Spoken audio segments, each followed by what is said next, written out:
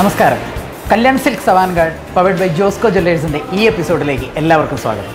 ഏറ്റവും മികച്ച short film കണ്ടെത്താനുള്ള അവൻഗാർഡിൻ്റെ യാത്ര തുടരുകയാണ്. ഇന്നത്തെ ഷോർട്ട് ഫിലിം മേക്കറെ നമുക്ക് പരിചയപ്പെടാം. കമോൺ.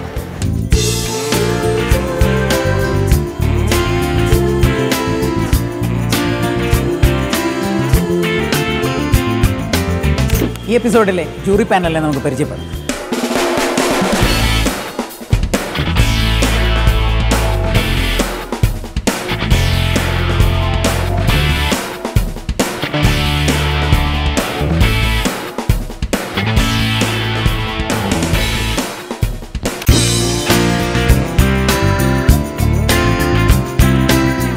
നമസ്കാരം സാർ. അവൻഗാർഡിൻ്റെ ഈ എപ്പിസോഡിൽ നമ്മൾ കാണാൻ പോകുന്ന ഒരു തമിഴ് ഷോർട്ട് ഫിലിമാണ്. BM രമേശ് സംവിധാനം ചെയ്ത വെളിച്ചം എന്ന ഷോർട്ട്.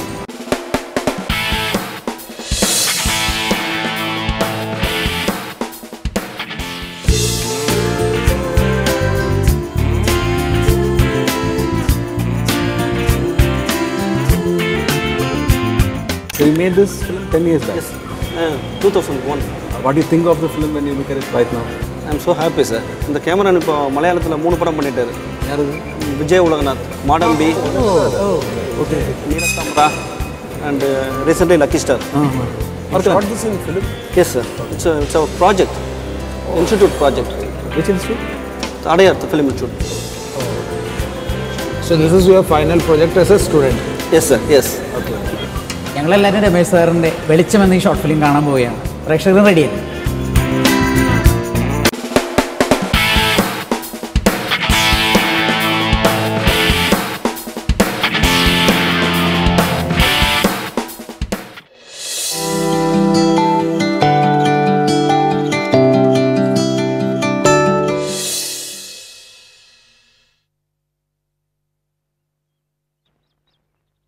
குட்டி என்னம்மா நம்ம கண்ணாமூச்சி விளையாடலாமா? அது எப்படி விளையாடுது? நான் உன் கண்ணுல ஒரு துணியை கட்டி விட்டுட்டு கொஞ்சம் தூரம் போய் நினைப்பேன். நீ என்ன கண்டுபிடிச்சு தொடணும், சரியா? சரி, கட்டி விடு. உனக்குதான் கண்ணு தெரியாதே, அதனால அது இல்லாமலே விளையாடலாம். நான் சொல்லும் போதுதான் வரணும், சரியா?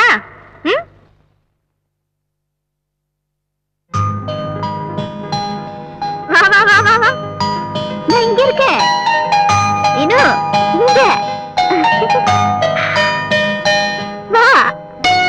ஓடி வா, வா வாடி. இங்க வா, இங்க என்னம்மா மீனுக்குட்டி? வா வா வா வா வா.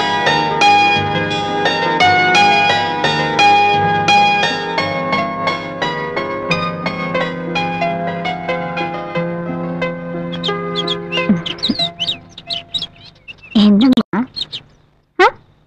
எனக்கு எப்பமா கண்ணு தெரியும்? சிச்சோ, இதுக்கு போய் வருத்தப்படுற? இந்த ஒரே மாசம்தான், அப்புறம் இந்த மீனு குட்டி எல்லாத்தையும் பார்க்க போகுது. எனக்கு யாரையும் பார்க்க வேணாம். அப்புறம் உன்னை பார்த்தா போதும்.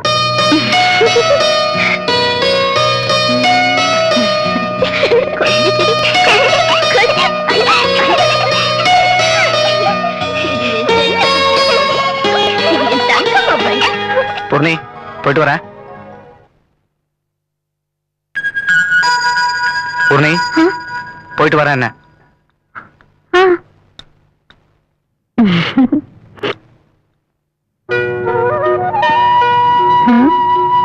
ஏய், என்ன நீயா சிரிச்சுக்கிட்டு இருக்க? என்னாச்சு? ஏய், என்னாச்சு? ஒண்ணும் இல்ல, நம்ம புள்ள பேசுறத கேட்டேன், சிரிப்பு வந்துருச்சு. ஏன் என் பையன் இப்பவே ஏதாவது இடக்கு மடக்க பேசுறானா? இந்த பாரு, பொறுக்கு பொறுக்கு பொண்ணுதான் நான் உன்கிட்ட பலமுறை சொல்லிட்டேன். என்ன பொண்ணுதான், எனக்கு தெரியும். பொண்ணா எனக்கு வேணாப்பா. உனக்கு வேணும் போ, எனக்கு வேணும். ஏன்டா வேலைக்கு போங்க, நேரம் ஆகல.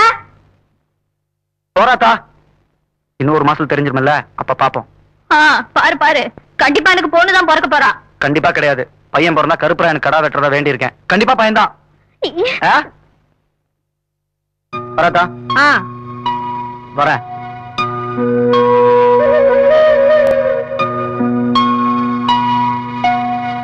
இனிமே அப்பா என்கிட்ட பேசாதம்மா. ஏய் இங்க வாடி. வந்ததே வேணு. நானும் பாத்துக்கிட்டே இருக்கேன். பொழுதடைக்கு பொண்ணுங்கிறிய. பொண்ணை பெத்து என்னத்தை கிழிக்க போற சொல்லுடி. என்னையும் உன்னையும் பாத்துக்கிறதுக்கு என் பையன் படாத பாடுபடுறான். இதுல வேற பொட்டைய பெத்துக்கணும்னு ஆசைப்படுறேன். பொட்டைய பெத்துக்கிட்டா கொட்டியா வச்சிருக்க சீதனம் கொடுக்கறதுக்கு? சும்மா அறிவு கட்டணமா பேசுறீங்க. பொண்ணெல்லாம் கடைசி வரைக்கும் கூடவே வரமாட்டா தெரியுமா? போய் உன் புருஷனாட்ட நீயும் வேண்டிக்க. பொண்ணு வேண்டாம் பையனை கொடுன்னு. ஆமா எதை சொன்னாலும் கண்ணுல தண்ணிய பொலபொலன்னு ஊத்திருவிய. ஆகிற வேலையை பாருடி. இவன் கொடுக்குற கஷ்டம் போதாதுன்னு இன்னொன்னு கூப்பிடுறான். அக்கா தண்ணி இருக்க போற வரீங்களாக்கா?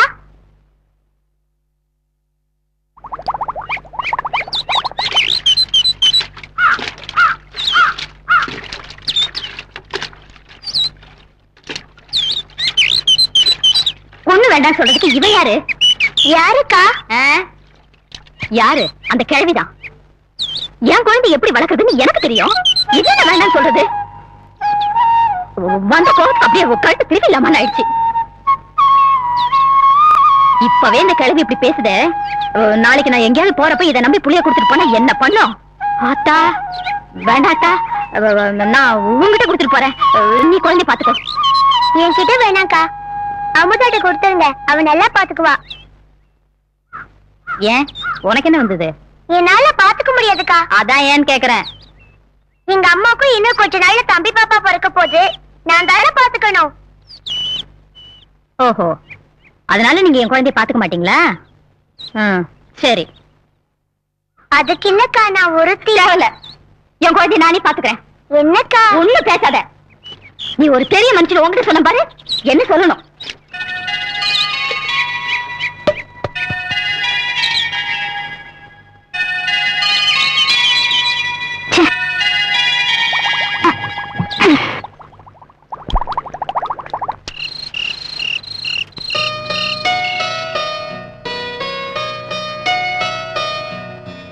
கடவுளே, இவ என் பொண்ணு. இன்னும் கொஞ்ச நாள்ல எனக்கு போற பொண்ணு. இவ கேட்டதெல்லாம் கிடைக்கணும், நினைச்சதெல்லாம் நடக்கணும். இவ நிறைய படிக்கணும், நிறைய படைக்கணும்.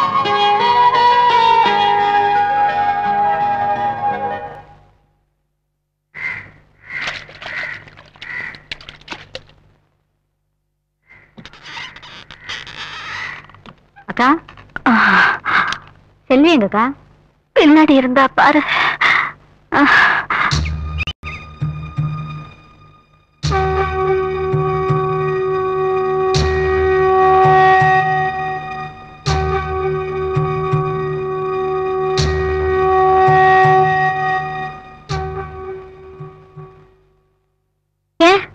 இங்க உட்காந்துட்டு என்ன பண்ற?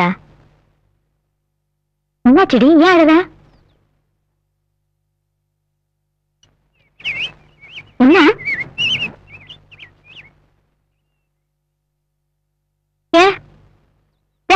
என்னாச்சு, ஏன் அழுற?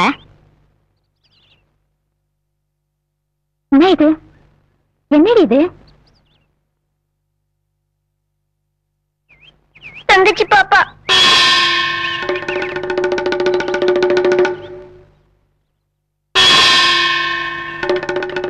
என்னடி இது? தங்கச்சி பாப்பா.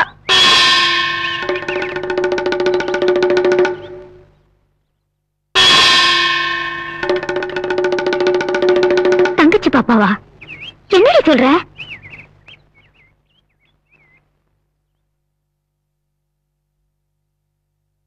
இந்த தடவை அம்மாவுக்கு தங்கச்சி பாப்பா தான் பிறந்தது. பொண்ணு வேணாம் சொல்லி அப்பா அதோட வாயில பூஜை மருந்து ஊத்தி கொன்னிட்டாரு. இந்த இடத்துல தான் கொண்டு வந்து புதைச்சாரு. பாவங்க என் தங்கச்சி பாப்பா. இதை எதையும் வெளியில சொல்லாதீங்க. அப்புறம் என்னையும் கொலை பண்ணிட்டு இந்த மாதிரி புதைச்சிருவாரு.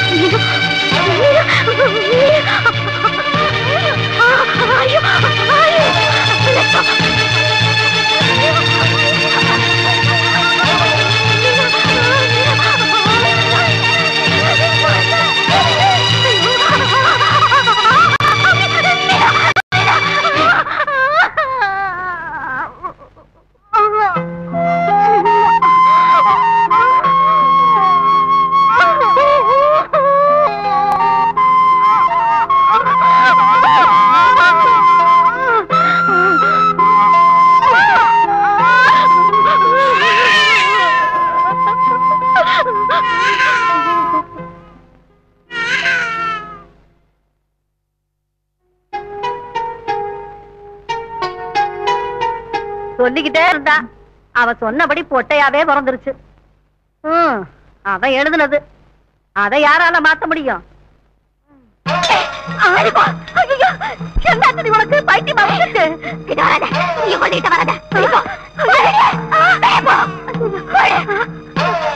ஐயோ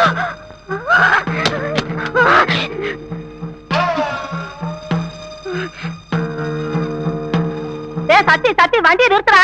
ஊர்னி புடிச்ச காட்டுல இருப்பா, போய் சீக்கிரம் வர சொல்லுடா. என்ன விஷயம்? அட பேசுறதுக்கு நேரம்ல ஓடுறா. என்னாச்சா?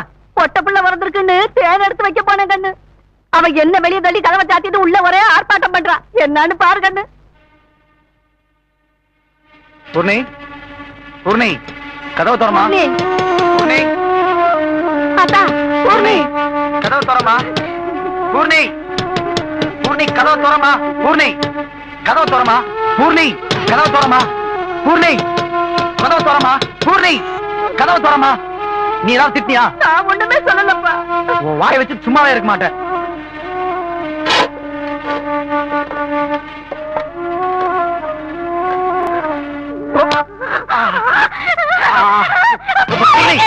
பூர்ணி, சொன்னா கேளு பூர்ணி. பூர்ணி, பூர்ணி, என்னாச்சு பூர்ணி? பூர்ணி, பூர்ணி, பூர்ணி, பூர்ணி, கேளு பூர்ணி. பூர்ணி, சொன்னா கேளு. ஒரு நிமிஷம். பூர்ணி, ஏடி உனக்கு கிறுக்கு கிறுக்கு பிடிச்சிருக்கா? ஏடி அவளை தள்ளி விட்டு கதவை சாத்திட்டு இப்படி உட்காந்து இருக்க? உனக்கு பைத்தியம் பிடிச்சிருக்கா? என்னாச்சு உனக்கு? யாரு யாரி கொலை பார்த்தா? நீதான். நான் மட்டும் இழுக்கலன்னா நீ மிதிச்சா கொண்டு இருப்பேன். பார், நீ பாட்டுக்கு நீ உன்னை நினைச்சுக்கிட்டு இப்படி கிறுக்குத்தனம் பண்ற வேலையெல்லாம் இதோட விட்டுடு. எப்படி உன்கிட்ட சொன்னா பொண்ணு பிறந்தா கொண்டுடுவேன்னு? நான் சொன்னாலும் எங்க ஆத்தா சொன்னாலா? குழந்தை முத இனிப்பு திங்கிட்டு தேன் வைக்க வந்தோம் அப்படி பிடிச்சி தள்ளி இருக்க. பொண்ணு பிறந்ததுக்காக கொலை பண்றதுக்கு நான் அர்க்கணும் கிடையாது, தெரிஞ்சுதா? நீ ஒண்ணு இல்ல 9 பொண்ணுங்களை பெத்து போட்டாலும் என்னால வளர்த்த முடியும். இனியாவது புரிஞ்சு நடந்துக்கா.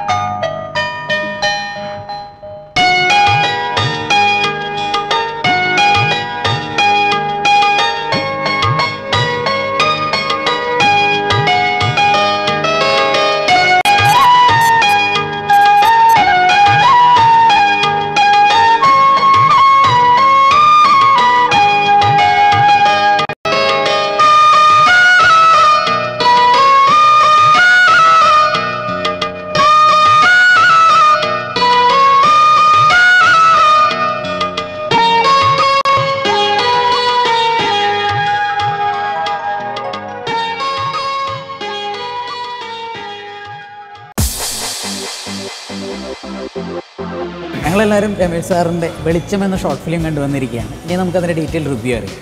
ജെയിൻ സാർ, 10 വർഷം മുന്നുള്ള സിനിമാറ്റോഗ്രാഫിയാണ്, കഥ മേക്കിംഗ് ആണ്, എന്നാലും എന്ത് തോന്നുന്നു? Of course, maybe in Tamil Nadu it's more important. The subject which you have treated is very important over there. അല്ലേ? കേരളത്തിൽ ഇരുന്നുകൊണ്ട് അതിനെ നോക്കുമ്പോൾ അതിനത്ര ഒരു സോഷ്യൽ റെലവൻസ് ഉണ്ടോ എന്ന് നമുക്ക് തോന്നിയേക്കാം. പക്ഷെ എൻ്റെയും ചില സുഹൃത്തുക്കൾ പറഞ്ഞ അറിവിൽ നിന്ന് എനിക്കത് അവിടെ റെലവൻ്റ് ആണെന്ന് തോന്നുന്നു. ഇനി അതെല്ലാം മാറ്റി നിർത്തിയാൽ തന്നെ ഞാനൊരു പ്രേക്ഷകൻ എന്നുള്ള നിലയ്ക്ക് എനിക്കത് കാണുമ്പോൾ സിനിമാറ്റോഗ്രാഫർ എന്നുള്ള രീതിയിൽ എനിക്കത് ഇഷ്ടപ്പെടുന്നുണ്ട്. എവിടെയെന്ന് വെച്ച് കഴിഞ്ഞാൽ ഒരു സിനിമയുടെ ഫിലിം എന്ന് പറയുന്നതിൻ്റെ ഒരു പഴക്കമുള്ള മണം ഞാൻ രുചിക്കുന്നുണ്ട്. അതെൻ്റെ ഒരു ഏറ്റവും സ്വാർത്ഥമായൊരു രുചി മാത്രമാണ്. അതിനപ്പുറത്തേക്ക് എനിക്ക് ആ പെൺകുട്ടി, അമ്മ, ഭർത്താവ് എന്നുള്ള ക്യാരക്ടേഴ്സ് എനിക്ക് വളരെ നന്നായി തോന്നി. പിന്നെ സിനിമാറ്റോഗ്രാഫിക്കലി പറയുമ്പോൾ അത് ഉറപ്പായിട്ടും 12 കൊല്ലം മുമ്പത്തെ സ്റ്റൈലാണ്. ആ സ്റ്റൈലിൽ അത് കൃത്യമായിട്ട് അവിടെ നിൽക്കുന്നുണ്ട്. അതിനപ്പുറത്തേക്കൊന്നും പറയാനില്ല. It's very relevant, and it's shown that it's like 12 years old. 12 years. So, but still, it's a very decent work, and the cultural aspect as well. How people from that background, from that educational and that cultural background, how they behaves. They obviously behave a bit louder compared to Malayalis as well. The pattern of there are obviously exceptions, but they're a bit loud. And the people who belongs to this class of society, they are very loud. Yes. So you portrayed it very well. Thank you, sir. Decent. This subject is not very relevant in Kerala. So for that reason, it shocked the hell out of me. Okay. That's the first impression which I got after watching the movie. I think the subject demanded a 2.5 hours or 30 minutes at least. Yes. So it was kind of squeezed into a short film. Yes, sir. Yes. Yeah, I felt that. And 10 years, you said it is 10 years old. And it shows, it's a bit dated. I mean, I thought it could have been a less melodramatic. It could have been a less of loud. course. I agreed, sir. Yeah. And another thing is that you could have been a bit more suggestive about the child's death, Yes. the neighbor's child's death. I think that area could have been a bit more suggestive. Rather than being so direct, you could have worked a bit on that. Okay.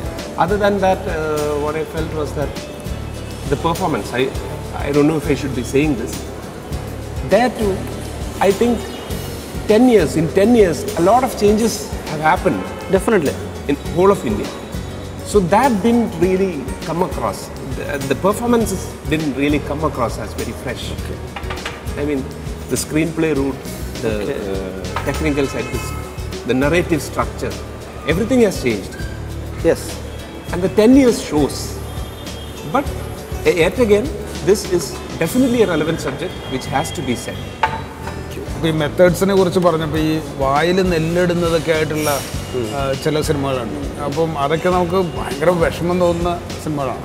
അപ്പോൾ അങ്ങനെ ഒരു ക്ലൈമാക്സിലേക്ക് നമ്മൾ ഈ husband ചാടി ഇറങ്ങിക്കഴിയുമ്പോൾ ഞാൻ പ്രതീക്ഷിച്ചിരുന്നു ഇനി അങ്ങനെ എന്തെങ്കിലും ആണോ അവിടെ വരാൻ പോകുന്നത് എന്നുള്ളിടത്ത് തികച്ചും ഇമോഷണലി ഹ്യൂമെയിനായിട്ടുള്ളൊരു ക്ലൈമാക്സ് മുന്നോട്ട് വെച്ചു എന്നെനിക്ക് തോന്നി. ஒண்ணு பிறந்ததுக்காக கொலை பண்றதுக்கு நான் கூட அர்க்கணும் கிடையாது, தெரிஞ்சுதா? நீ ஒண்ணு இல்ல 9 பொண்ணுங்களை பெத்து போட்டாலும் என்னால வளர்த்த முடியும். ഇനി അത് പുളിഞ്ഞു നടന്നുക. ഏറ്റവും പ്രധാനപ്പെട്ട ഒരു പോയിന്റ് അതാണ്. കാരണം വെച്ചാൽ ഇത് തമിഴ്നാട്ടിൽ വളരെ റെലവൻ്റ് ആണെന്ന് പറയുമ്പോഴും, തമിഴ്നാട്ടിൽ റെലവൻ്റ് ആണ് നമുക്കല്ല എന്ന് പറയുമ്പോഴും ഇവിടെ നിയമം മൂലം ഇത് നിരോധിക്കേണ്ടി വന്നു. തീർച്ചയായിട്ടും. അതായത് കുട്ടി പ്രഗ്നന്റ് ആയിട്ടുള്ള കുട്ടിയുടെ സെക്സ് ഇതാക്കാൻ പാടില്ല എന്ന് പറഞ്ഞ് നിയമം കൊണ്ട് നമ്മൾ നിരോധിക്കുമ്പോൾ ഇത് ഇവിടെയും മനുഷ്യന്റെ ഉള്ളിൽ കിടക്കുന്നു. അപ്പോ ഇത് നമ്മളിത് ജനിക്കുന്ന കുട്ടിയുടെ വായിൽ നെല്ലിടുന്നില്ല എന്ന് പറയുമ്പോൾ കുട്ടി ജനിക്കാതിരിക്കാനുള്ള പ്രിക്കോഷൻ എടുക്കാൻ തയ്യാറായിട്ടുള്ള ഒരു സൊസൈറ്റി തന്നെ ആയിരുന്നു മലയാളിയുടെയും. നെല്ലിന്റെ ഫോം മാറിയെന്ന് മാത്രമേ അതാ ഞാൻ പറയുന്നത്. ഇവിടെ ബേസിക്കലി മാറേണ്ട ഒരു കാര്യമുണ്ട്. എനിക്ക് അതിലാണ് ഫിലിമിന്റെ എനിക്ക് വളരെ പോസിറ്റീവായിട്ട് തോന്നിയത്. ആൺകുട്ടിയാണെങ്കിലും പെൺകുട്ടിയാണെങ്കിലും ഇനി പെൺകുട്ടി 10 നീ പെറ്റാലും ഞാൻ നോക്കും എന്ന് പറഞ്ഞ ഒരു പോയിന്റ് ഉണ്ടല്ലോ, അത് വളരെ ഇമ്പോർട്ടന്റ് ആണ്. അതായത് അതിന്റെ ഈ 10 വർഷത്തെ പഴക്കമൊക്കെ മാറ്റി നിർത്തിയിട്ട് ഞാൻ പറയുന്നത്, ഈ 10 വർഷം കഴിഞ്ഞാലും ഇന്നും നമ്മുടെ സൊസൈറ്റി പോലും റെലവന്റ് ആണ്. ഈ കാരണം വെച്ചാല് നമ്മളുടെ ആൺകുട്ടിയുടെയും പെൺകുട്ടിയുടെയും നേരെയുള്ള ആറ്റിറ്റ്യൂഡ് ഉണ്ട്. ഇത് കറക്റ്റ്. ഈ ആറ്റിറ്റ്യൂഡിൽ എത്രമാത്രം മാറ്റം വന്നിട്ടുണ്ടോ എന്നുള്ളത് സംശയകരമാണ്. നമ്മൾ നെല്ല് വാങ്ങാൻ പോകുന്നില്ല എന്നുള്ളത് വ്യത്യാസം മാത്രമാണ്. അവിടെയാണ് ഈ 1 അല്ല 9 എന്നതിന് ഞാൻ അപ്രീഷിയേറ്റ് ചെയ്യണേ. അതായത് 2 2 പെൺകുട്ടിയാണെങ്കിൽ എന്നല്ല പറഞ്ഞത്, 1 അല്ല 9 എന്നാണ്. അപ്പോൾ ഈ എനിക്ക് ഫ്യൂച്ചറിലേക്കുള്ള എൻ്റെ കോൺഫിഡൻസിൻ്റെ ഒരു ഇഷ്യൂ ആണ് ഈവൻ കുട്ടികളെ നമ്മൾ കൊന്നുകളയുന്നതും, ആൺകുട്ടിയായാലും പെൺകുട്ടിയായാലും. ഇത് വ്യക്തിപരം മാത്രമല്ല ചെയ്യുന്നത്. ഈ വ്യക്തിപരമായിട്ടുള്ള രൂപപ്പെടുന്നു എന്നുള്ള കാര്യമുണ്ട്. കാരണം വെച്ചാല് ഇത് നമ്മുടെ സോഷ്യൽ സെറ്റപ്പിന്റെ സാമൂഹ്യ വ്യവസ്ഥിതിയുടെ ഒരു പ്രശ്നമാണ്. ഈ വ്യവസ്ഥിതിയാണ്. കാരണം വെച്ചാൽ ഒരു പെൺകുട്ടിയെ വളർത്തിക്കൊണ്ടുവരാനുള്ള അല്ലെങ്കിൽ ഒരു പെൺകുട്ടി ഈ സൊസൈറ്റിയിൽ അവളുടെ ഒരു സ്ഥാനത്തിന്റെ മുകളിലൊക്കെ വരുന്ന നമ്മുടെ സാമൂഹ്യ വ്യവസ്ഥിതിയാണ് ഈ പറയുന്ന ഇത് രൂപപ്പെടുത്തുന്നത്. അതായത് ഒരു പെൺകുട്ടി ഉണ്ടെങ്കിൽ ധനികനായിട്ട് മാറുന്ന ലോകത്തിലെ പല കൺട്രികളുണ്ട്, ഇല്ലേ? അവിടെ ഇത് മറിച്ചായിരിക്കും. പെൺകുട്ടി ആൺകുട്ടിക്കായിരിക്കും നെല്ല് കൊടുക്കുക. അല്ല, ഒരുപക്ഷെ നമ്മുടെ മരുമക്കത്തായ സമ്പ്രദായത്തിൽ അങ്ങനെ ആയിരുന്നിരിക്കും. അല്ല, നമ്മളൊരു പെൺകുഞ്ഞുണ്ടാകുമ്പോഴേ 23 വർഷം കഴിഞ്ഞുള്ള സ്ത്രീധന തുകയെ പറ്റിയാണ് ആലോചിക്കുന്നത്. ഒരു ചെറിയ കുട്ടിയാണ് കെട്ടിച്ചയക്കേണ്ടത് എന്നുള്ളതാണ്. അതിലേക്ക് ചുരുങ്ങിപ്പോയി ഒരു പെൺകുട്ടിയുടെ വ്യക്തിത്വം ഒരുപക്ഷെ സംഭവിച്ചിട്ടുണ്ടായിരിക്കും. എന്തായാലും വളരെ സീരിയസ് ആയ ഡിസ്കഷനിലേക്ക് നയിക്കാൻ വെളിച്ചം എന്ന ഈ ഷോർട്ട് ഫിലിമിന് സാധിച്ചു എന്നാണ് എനിക്ക് തോന്നുന്നത്. നമുക്ക് എന്തായാലും നമ്മുടെ പ്രോസസ്സിലേക്ക് കിടക്കണം, മാർക്കിടുന്ന പ്രോസസ്സ്. സോ സാർ, നമുക്ക് മാറും.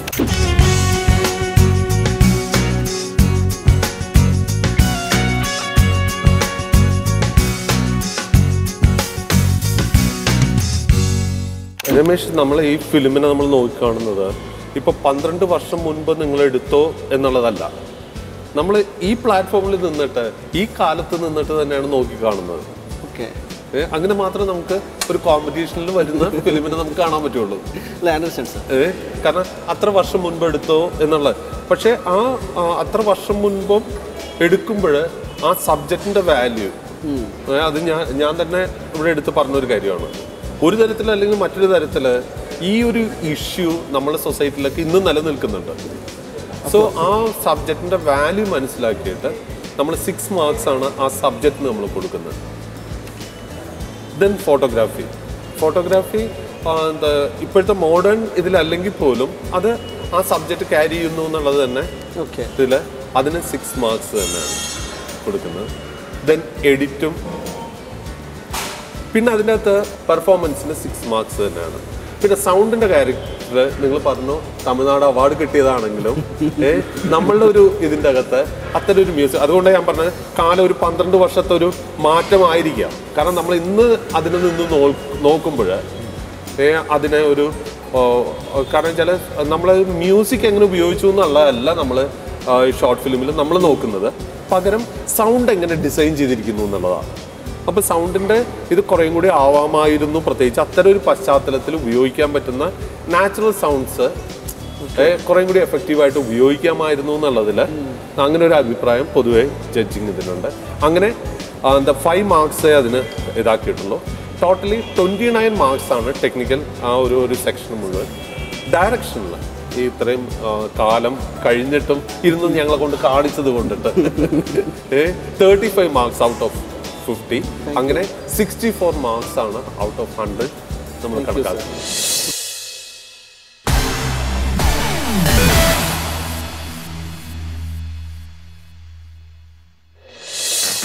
Kalyan silks avant-garde powered by Josco ജ്വല്ലേഴ്സിൻ്റെ ഈ എപ്പിസോഡിൽ നമ്മൾ കണ്ടത് VM രമേശ് സാർ സംവിധാനം ചെയ്ത വെളിച്ചം എന്ന ഷോർട്ട് ഫിലിമാണ്.